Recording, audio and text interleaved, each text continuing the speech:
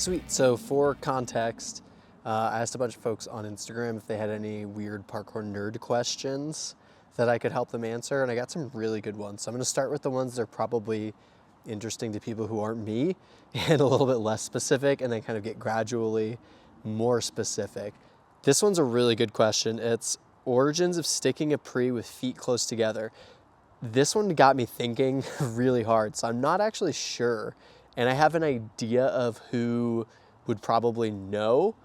I mean, I don't know that there's any objective answer. I'm sure that like you can find videos of David Bell sticking prees close together and William and Chow and basically all of the Yamakaze when the situation necessitated that they land with their feet close together. But as far as kind of who made the aesthetic choice to start landing precisions feet together, you don't really see people sticking precisions as a thing until the Team Tresor guys, Owen and Jin from Cambridge, and Blaine in the kind of 2005, 2006 period of British parkour.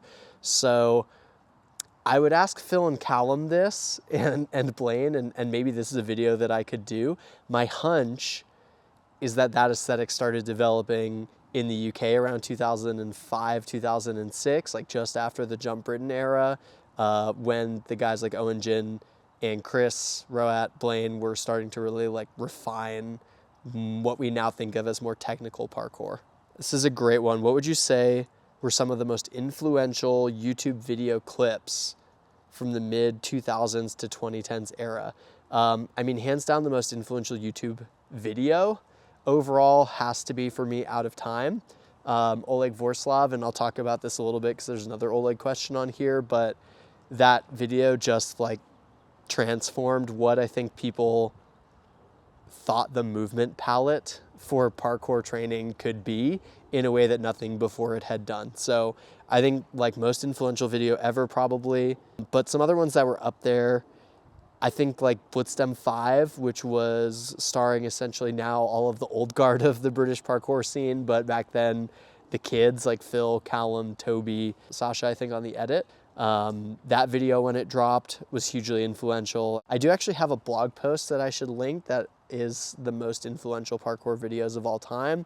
And since this is specifically asking about that mid 2000s to 2010s era, it's not out of date yet in this case. So I'll link that, and I kind of have like a deep dive breakdown of all of those. Professor Longhair Big Chief, that is probably up there. So I'd say Out of Time, Longhair Big Chief, aesthetically Storm Free Run Volume 1, which just also showed like that parkour could be a thing adults do and can take seriously and like pitch at a commercial level. This is a great question from Charles St. John. Who do you think the first style athlete was, Oleg, or is there someone who predates him?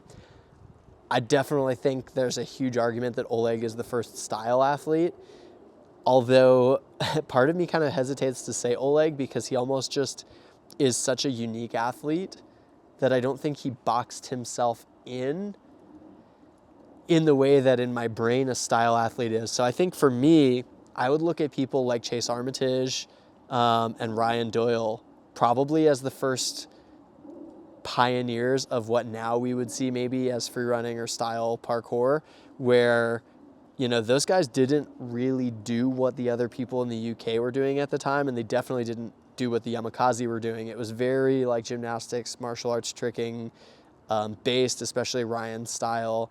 And, you know, like if you watch the difference in videos from even a Daniel Abaka, who was like the perfect probably mix of traditional parkour and more like style. But if you go beforehand to somebody like a Blaine or a Yamakaze, and then you watch like Ryan Doyle's Crazy Park Day or any of Chase Armitage's old videos or anyone really in that initial three run gang, it was definitely something different. You know, like there's a different kind of idea behind how they interpreted the environment, and it felt like there was a different goal. So if you wanted to pick somebody who is more of a traditional style athlete to compare or draw a line to where style is now, someone like an Elis, I would go back to a Chase Armitage or probably a Ryan Doyle. This is another parkour video one. The two parkour videos before 2015 that inspired you the most.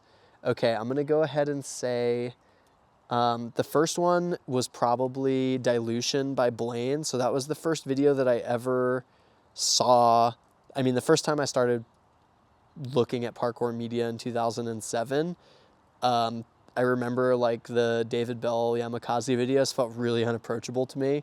I was very, very scared of heights. Like I could not stand on a 5-foot wall without like my knees shaking to that extent. I definitely could not convince myself to jump off. So seeing the Yamakasi doing things like manpower, it was like, that's spectacular, but it wasn't interesting and super nerdy. But I remember seeing Power's Nothing Without Control and Dilution by Blaine, and YouTube had just started, and me and my buddy Calvin were going through YouTube videos because we were like really curious about parkour. And when Blaine stuck a rail precision, that was like, to me, opened up this whole vista and really was the first time that I was like, okay, I want to do this thing. Seeing Blaine stick a rail precision was so like even more inhuman to me than watching David Bell take a 15-foot running drop, just because the level of control, like it felt, again, the nerdiness, like I was watching a ton of Bleach at the time. I like just turned 14, and there's a scene in like the very beginning of Bleach when one of the characters is balancing on top of a telephone pole, like Naruto, there's stuff like this too, and it felt like an anime moment to watch a human being jump to something so thin and be able to just land there with complete control and perfect balance. And to me, that was like, okay, that is the dream. And I actually got to coach with Blaine probably like 5-6 years ago at this point. And I told him that, and I was like, hey, Chris, you know, this was like, your videos were the most inspirational videos to me when I got started, and really like helped me kind of find a style of parkour that was attractive to me and appealed to kind of the philosophy that I wanted and what I wanted out of the sport. And, you know, it really like started when I saw you stick this rail precision, and his response was, well, I think you figured out how to do that pretty well. And yeah, it's no secret that I love a good rail pre, but I totally got that from Blaine, and then obviously kind of the inheritors of that, like Phil and Callum. And that's probably the second most influential video for me, is Callum's summer video. It released it in 2010. Just like the music, the goofy prog rock to hip hop kind of vibe, and the just general aesthetic and feel. It was like Neverland energy, but also with the most savage technical parkour that I'd seen at that point probably. And, you know, Callum was just hilarious. And I saw that and I was like, man, I really want to be that guy's friend someday. And thankfully now I am. So unless he comments on this and says that I'm too much of a fucking nerd. Yeah, I mean, I'm grateful that I've gotten to meet the two people who inspired me the most when I started probably. And, you know, there's plenty of other people up there like Phil, like Oleg with Out of Time. But yeah, those two in particular were the two most inspiring videos for me when I got started. What was the name of the volcanic event that inadvertently birthed parkour, from Jake Hollinger? So he's talking about the eruption of Mount Pelée in Martinique, which was in 1918. And the connection there is basically Georges Hébert, who created the natural method, la méthode naturelle. You know, David, Seb, Jan, some of the others definitely inherited some of that mentality from méthode naturelle. Maybe not as directly as some parkour histories have made it seem. But yeah, it was floating around. What's the biggest running pre I've ever done? Do I know what the biggest is in the sport? From Lucas DeMovio. Biggest one I've ever done that actually was a precision was probably this really big running rail pre at the Unparalleled gym in Missoula, Montana. It was like 16.5 feet out and a little bit up with a step up. Biggest ever done is a great question. I would have to go through the archives of that one. Ali from Fat obviously has the massive running pre that he did in London. I think that one's close to 20 feet. I would be very surprised if the Gang Wizzy guys had not done something close to 20 feet. I basically would just think of who are the best sprinters are in parkour, because really a running pre from a physical standpoint is just getting up to maximum speed and then making sure you have enough strength to generate any kind of vertical force on takeoff and let your speed just carry you. Like that's how long jump works, right? It's like people get up to full speed, they block to get as high as they can, and then they just let that speed catch up to them and take them as far as possible. So when you're talking about really, really big running jumps like that, I mean, it's got to be somebody fast. There are, if you wanted to talk about like big running prees that have been stuck, I would look to like the Kai Willis, Pedro Salgado, Marcio category. Also could just be some random person that I've never met from South America or Mexico or Russia. Like, there's so many good people now that it's hard to keep track. Where exactly on your feet do you aim to land when going for precision on a ledge? Good question. I think when I started training, the spot I aimed for was the ball of the foot, which is basically like right below where my toes connect. I do think that's a good thing to be aware of when you're starting. You know, like if you train barefoot, for instance, it can be kind of helpful. Like, the sweet spot often is for me where I feel like I could curl my feet around the landing edge, like if it's a rail or if it's a wall. And that's kind of where I like to land.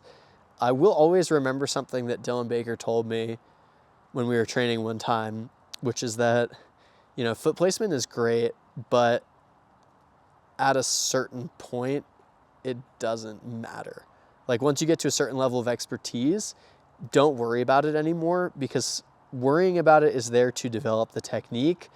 Once you get to a certain level of skill and intensity, like focusing on doing it at a high technical level is kind of pointless. Like, your technical baseline is so good already that like that technique is just there to make sure you're doing it safe, and you just have to focus on executing the challenge, whatever that is. And like, you know, he was always like, if I'm doing crazy rail strides at speed, I don't care if I'm on my arch unless it actually impacts the output that I'm getting or how safely I'm doing it. And a lot of times, like, it can be more of an aesthetic thing when you're talking about landing midfoot versus ball of the foot, as opposed to like a purely kind of performance thing. So I would say, like, aim for ball of the foot. Make sure you're comfortable moving around that general area though, because as you add intensity, right, you're gonna mess up, and that's totally fine and expected, and your body should be able to adapt anywhere kind of in that zone that lets you move through your ankle and your foot flexibly.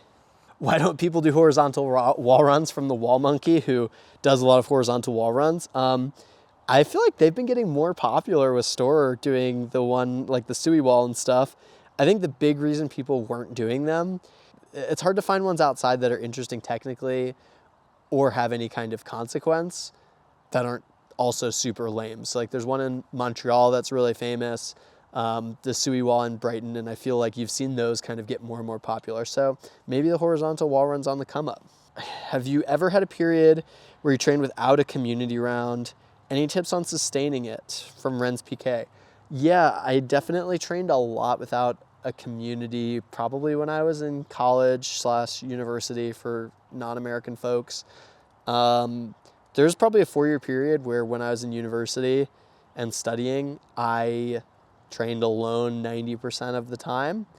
I think I just loved parkour, and I like tried to just deeply explore spots. So I would try to really like go to a spot, have very low expectations for what the day would bring, be okay if I just balanced on a rail for 30 minutes and I'm like, okay, I got my session in. But also sometimes I'd have a really good session, and a lot of it came from just like looking at the spot and trying to bring fresh vision to it every day and do like at least one thing that I'd never seen anyone do there before. And that kind of forced me to be creative and kind of forced me to have a dialogue with the spot the way that is satisfying when you're training with other people. I think that's a big benefit of training with other people, is like they bring a different movement vocabulary to the spot, and so they're able to establish a different dialogue with the architecture than maybe you would see. You know, the best training partners, you want folks who don't just always do what you do, but also introduce new ideas. And I was lucky that people came to visit my hometown a lot, right outside of New York City. They brought tons and tons of new ideas. They gave me things to try. And when I was able to, like, I just traveled my butt off and went to the UK a bunch of times, and Europe, and all across America, Canada, to try and meet people, so that when I did go back to the same boring hometown spot and I had 45 minutes between classes to get a session in. It wasn't like, oh, I'm going to just go and do the same 10 jumps that I've done here. It was like, okay, what's one new thing? Oh, I learned this, 270 tack technique from Benj in Brighton. Let me see if I can apply that here. So I would say whether it's from other people in person or other people on video, collect new ideas. Parkourism Board does an awesome job with that. And then try and implement them in your spots. And always just do one thing that is new or uncomfortable. I think that's just a great general rule of thumb for a training session. That's the best tip that I have. I like to train alone less now. I still do it a lot now that I'm a dad, honestly. Like, I have the backyard set up. I have a lot of solo sessions. They tend to be more like maintenance, but I keep that same idea of just like going out, not really having a clear goal in my mind, letting my body decide what I want to do at the spot, and then trying to, draw inspiration from one new thing. Did Kai Willis have a mat when he did the IMAX Kong Prix? No, to my knowledge. Yeah, I don't think that Kai had a mat. I'd be very surprised if he did. Correct me if I'm wrong. This is from Egg. What's the first documented media of parkour in the US? Great question. I am not sure. I would bet it's probably one of Ryan Ford's like demon drills or Colorado parkour videos. Those came out really early, like early days of YouTube, like late 2006. There might be something that was just being passed around and downloaded on the internet pre-YouTube, but I'm not aware of it. Update, I talked with Ryan a little bit, and he thought that actually Levi Muhlenberg and Frosty were also kind of in that same early 2006 period of time. So shout out Levi and Frosty. How do you feel the evolution of social media has affected parkour training / the PK community overall? I think overall it's been a huge benefit. I mean, parkour is like one of the only sports that's grown up online, and that's really cool. It's truly an international community, and it evolves insanely fast compared to pretty much every other sport. I mean, parkour 15 years ago is almost unrecognizable now.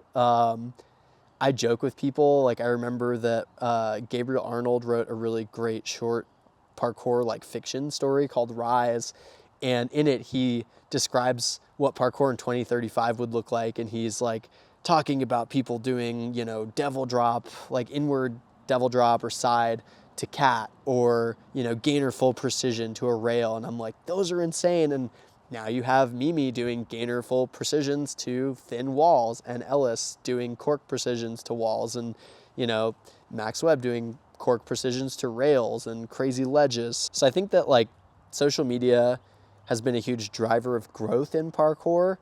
I think on an individual level, social media probably has had a toxic impact on some people.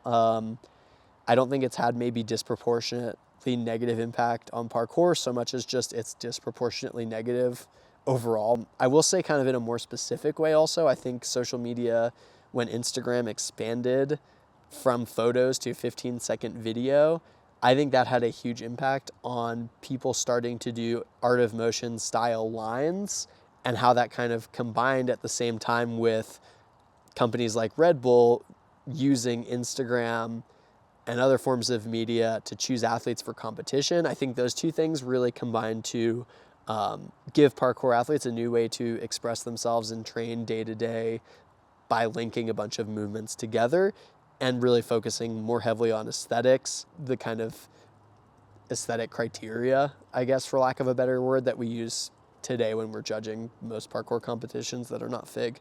So yeah, to answer Katie's question in a nutshell, I think it drove overall growth. It's helped the sport progress at an insane level. And then more specifically, I think social media has been primarily responsible, or at least heavily responsible, for changing the style from being more single move oriented to being more flow and line building oriented. Okay, this one is, how do you manage fear? I'm not the best at managing fear. I think like I've done a good job of getting to where I'm at. Definitely it's always been a struggle for me. So, I guess maybe that could make this advice more helpful, or could make it less helpful depending on what your goals are. But for me, managing fear is all about building out my outcomes.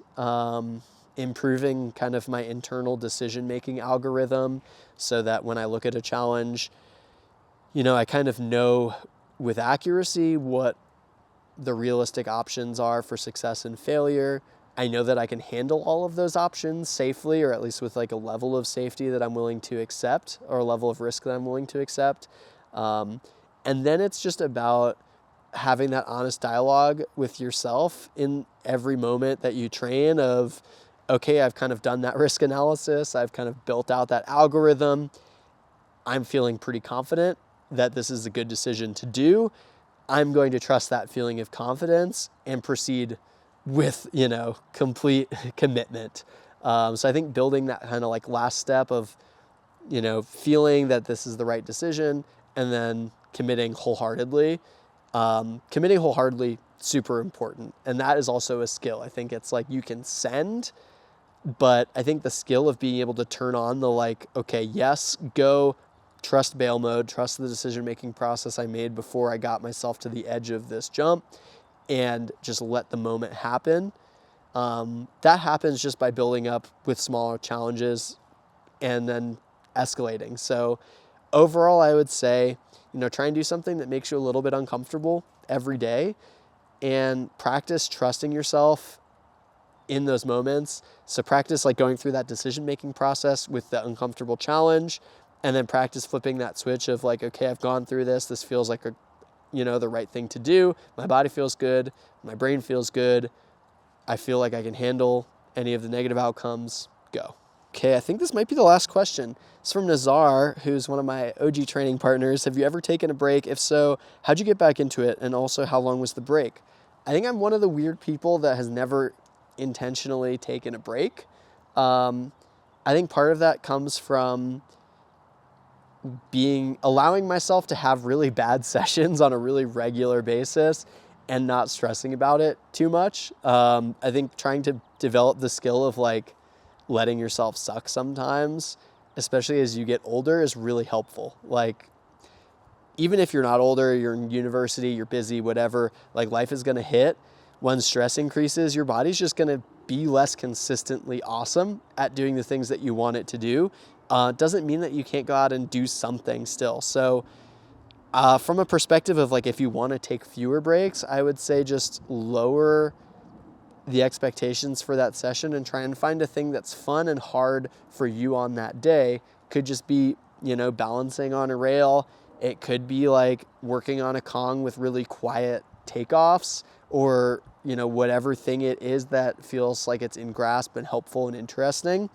And in terms of just like the idea of taking breaks in general, again, I think I'm more the odd duck out that I'm not ever taken a break outside of maybe a couple, I was going to say a month. I don't ever think I've even taken a month with injury. I've been lucky that I've never been like completely sidelined for an extended period of time, but like I've messed up my back pretty bad. I've broken some stuff. Even then, I feel like as soon as I can do any type of movement, I'm motivated to get back there. If that's not you, that's okay. And like, I have so many friends who've taken breaks from parkour, some of my best friends that I started with, and don't feel obligated to train every day. Like if you get out and you see something that's interesting and you want to do that thing, or you want to interact with that, like go for it.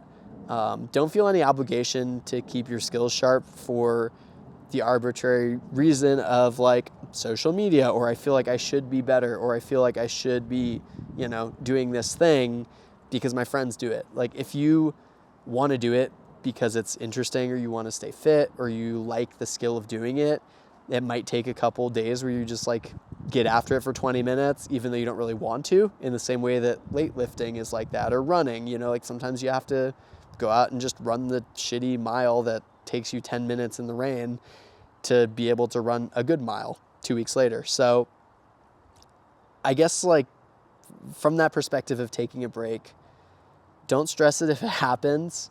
And if there's an event or a challenge or a video that makes you want to get back into it, like don't worry about getting back into it. Just go for it, and don't pressure yourself to have the same level of skill that you had before you left. It's also hard, like, I think it's a hard realization for everybody to be not as good at the thing that you want to do as you were pre-break or pre-injury or pre-having a kid. Life is just going to throw all of those things at you at some point, and the older that you get, the more it happens. And I think it's a skill to be able to come back and find the things that connect you to the love of doing what you did. Like for me, like the love of doing parkour is getting to connect to that 14-year-old kid who saw the Blaine video and wanted to land on a rail. And like, sometimes I can tap into the joy of that doing a 6-foot rail pre. Sometimes not so much. Like sometimes it needs to be a big one for it to feel worth it. And that's just a constant kind of day-to-day journey. So I guess to sum that up, I've never really taken a long break, but I think that that's unusual. And if you have, that's totally normal and totally fine. I don't think it means there's anything wrong with your relationship to parkour or how you approach your training. I think everybody just adapts to stress in their life in different ways. And, you know, it's an organic process of kind of intensity and de-escalation. So if you want to get back into it, just find stuff that makes you happy and try to connect to whatever that joy was that got you into parkour in the first place. I think that's it. Thank you guys for asking me so many cool questions about nerdy parkour training and history stuff. And yeah, for the folks like Charles and Joel that watched the history podcast that I did with Brandon, if you've got more questions or if you want to see something like, you know, what are the origins of sticking parkour challenges with your feet together or sticking challenges in general, I can do a deep dive into that if you'd be interested, especially if it's in this style. It's a little bit less of a heavy lift. So let me know. Comment if you did like it so that I know I'm not wasting my time. And if you didn't like it, also comment so that I know I am wasting my time. Thank you guys for watching. This was actually really fun. And I guess me and my cat will say see you next time.